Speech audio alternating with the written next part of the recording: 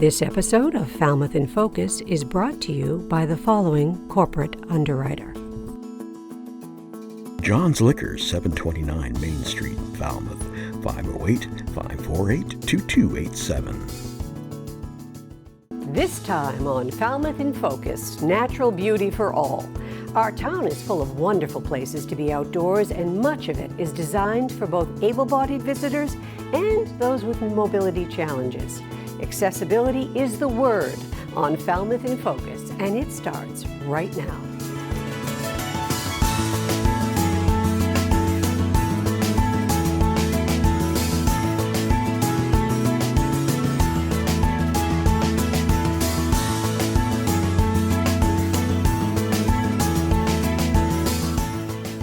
Hello and welcome to Falmouth in Focus. I'm Eileen Preston. It's time for a deeper dive. And this time, we want to feature the work of two FCTV members.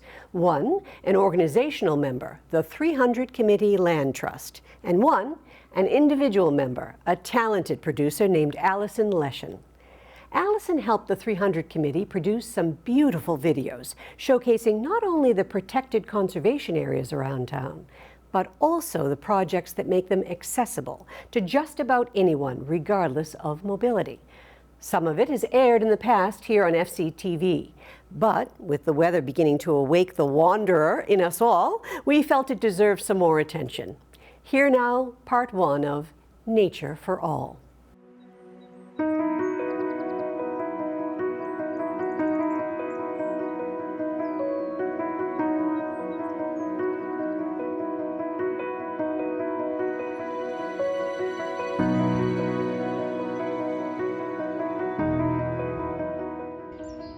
There are so many benefits, both physical and mental, to being outside in nature. It's important to the 300 Committee Land Trust in Falmouth that everyone can have access to those benefits regardless of their physical ability. 4 of their conservation areas now have handicapped accessible trails and/or picnic areas. We set out to make this video to show people a little of those trails. Then the project kind of grew to include other outdoor areas that are accessible: the beaches, the bike path, a path at Highfield Hall, and even the dog park. So come on along with us as we tour these places. We hope you'll feel inspired to visit them yourselves, or maybe take someone you know who has mobility issues. The 300 Committee website has an alphabetical list of all the conservation lands. We're going to first visit 2 ponds, so we'll go to T, and here you see the little wheelchair icons indicating that those are accessible parcels. Click on 2 ponds. There's a description of the area. You can click on the Google map to see where it is in town.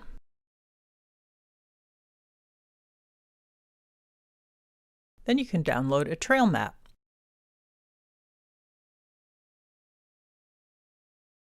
And that shows the handicapped accessible trails with the wheelchair icon.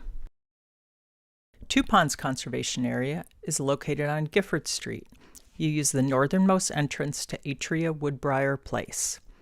Pull in, bear left, and use one of the designated parking spots. You can head down the hill on the paved path toward the kiosk.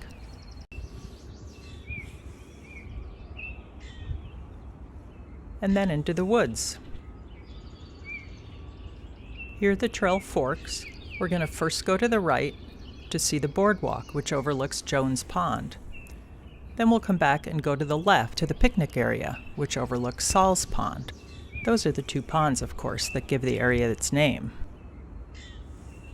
Well, I became aware of this parcel several years ago when I learned of an agreement between Atria and 300 Committee Land Trust.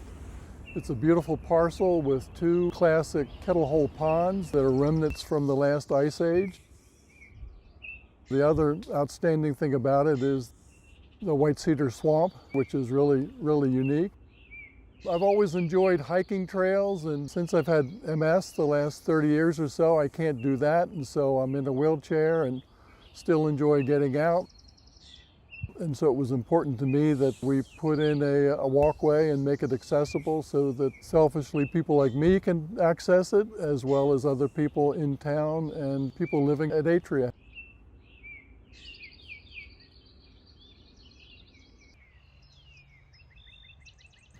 I'm sitting here at an accessible picnic table in the middle of T-Ticket Park. T-Ticket Park is a wonderful green oasis along busy T-Ticket Highway, and it was formerly a driving range and a mini golf course. The owners were fortunate enough to be able to sell it to the 300 Committee in partnership with the town. Once you're down here, it's a whole different world from being up on the busy highway. There's a pollinator meadow and a wetland habitat. There's some wonderful new shade trees which were planted now about 8 to 10 years ago. If you're lucky, you might see some kestrels or a killdeer. It's a very nice stroll through the paths that are all graded to be handicapped accessible, and then it leads down to a boardwalk where you can overlook the wetland. It is a gravel surface, so it's probably best to have some slightly bigger wheeled, either wheelchair or walker. When you tire out, there's plenty of benches and there's these picnic tables. Let's turn our attention to a main artery of ecological restoration, the Coonamessett River, and the areas around it, which have been carefully restored. It's great for the herring, it's great for the native plants, and if you've had a chance to walk the trails out there, you'll know it's great for your mental health. We're going to access the Coonamessett River Heritage Trail from 2 different places on John Parker Road. First, we'll start at the gateway to the Greenway.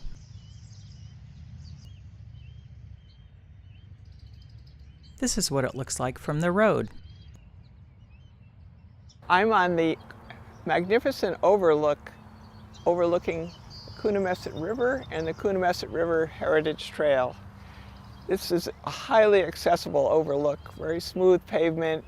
You can come right from the parking lot onto it and get a whole panorama of this fantastic project, taking a river that was very compromised by having cranberry bogs adjacent to it and the river flowing through the bogs, and now it's being restored in a way that makes it very friendly habitat for herring and other fish that can get up the river and breed, and apparently they're already seeing increases in herring along the river.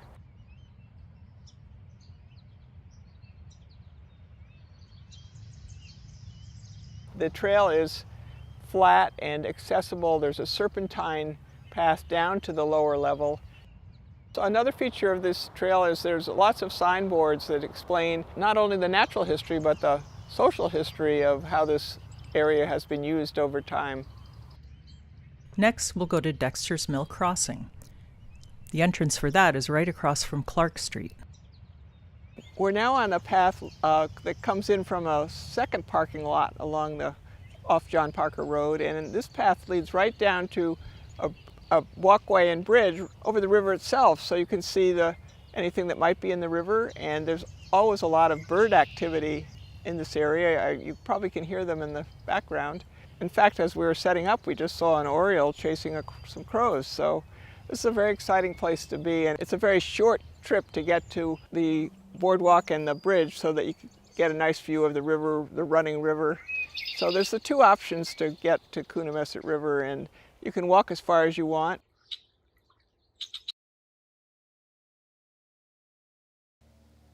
Here we are at the upper Coonamessett River. It's part of the wonderful restoration that's taken place all along the Coonamessett River, all the way down to Route 28. Incredible partners have come together to create an amazing network of places to walk. You can see we're right at the place for even special vans to park. You can see this place has wide trails and beautiful bridges. It's just a wonderful place for anyone to walk that has any kind of difficulty walking on rugged terrain. The surface is a very kind of sophisticated stone dust that's easy to roll along if you're also in a wheelchair. Right now it's still in the process of recovering from its restoration, but you can see it's greening up nicely, and pretty soon it will be fully vegetated. If you do all the loops, you can get more than a half-a-mile walk right in here. I just couldn't recommend this more highly as a great place to walk.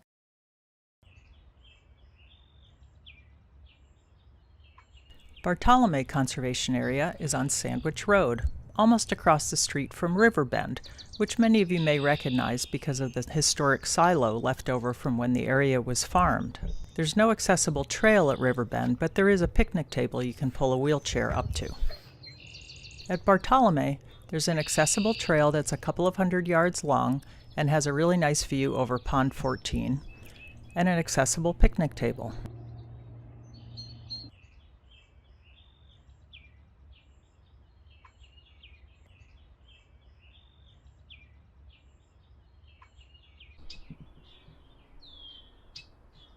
We're on the Shining Sea bike path, which is fully accessible on its whole 10.7 mile length.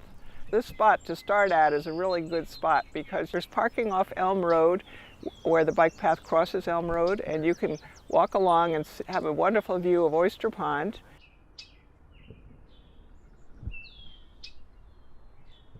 And then if you keep going, you can get all the way to Surf Drive and see the beach and off over to the vineyard. It's just a wonderful place to be outside on a beautiful day.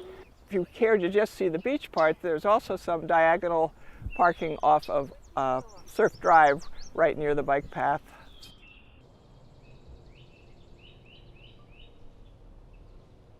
I'm on the accessible path in Highfield Hall and Gardens that goes down through the beech grove and by some musical instruments that you can reach from a wheelchair or walker.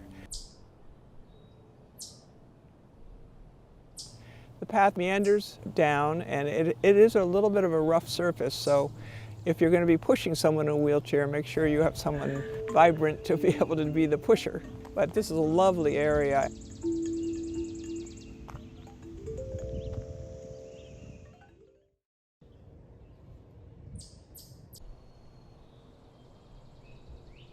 Highfield secured funding for this path from the community preservation funds of the town of Falmouth, which provides funding for recreation and historic preservation.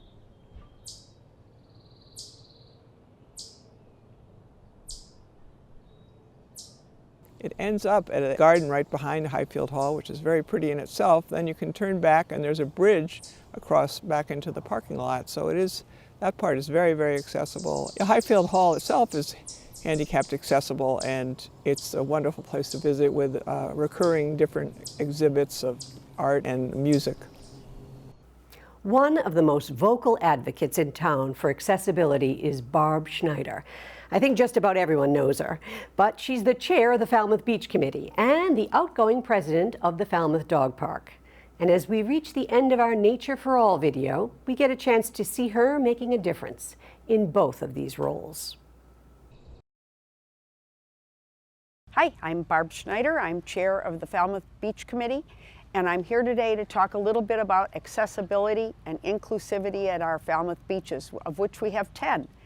I want to tell you a little bit today about our new picnic table that we have here. We also have this at one other beach, but I want to talk a little bit about why we did this. This is in a perfect situation to be able to roll up to the window, then roll over here with your food, easily pull your wheelchair right up, and we're hoping that that's a big help to people. I want to also tell you that there will be and is an inclusive bathroom area in here. So we do not have a porta potty that is accessible out in the parking lot because we have a bathhouse. That is also the case at Old Silver Beach, and it's also the case at Goodwill Park. All the other beaches will have porta potties that are accessible with a wheelchair.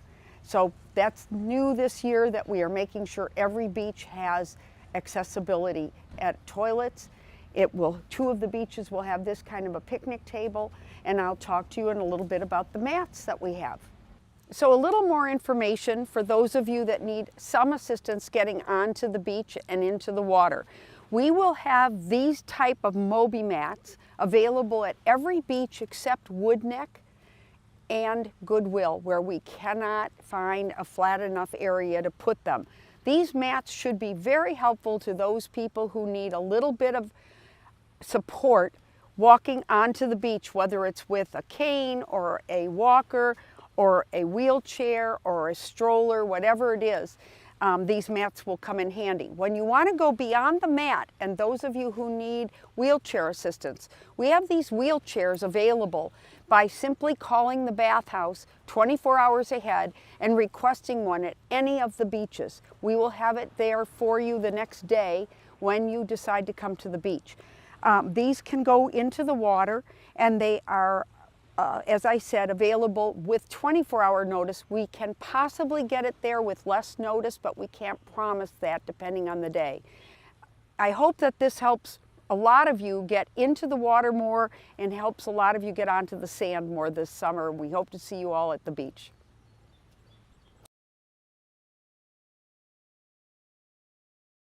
I'm here at the Falmouth Dog Park. One of the reasons that we created this dog park was specifically to help those who are physically challenged be able to keep dogs and have a place to bring them for exercise and socialization.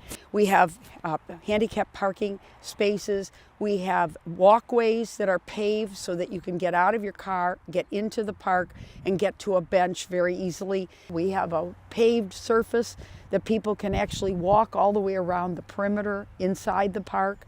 And we even have a picnic table outside that is accessible for a wheelchair access. We have about 35,000 visitors, dog visitors to this park every year. We hope that people will take advantage of this park. We certainly have found that build it and they will come is the answer here. Well, that's going to wrap up our show for the moment. I'm Eileen Preston. And until next time, we'll see you around town.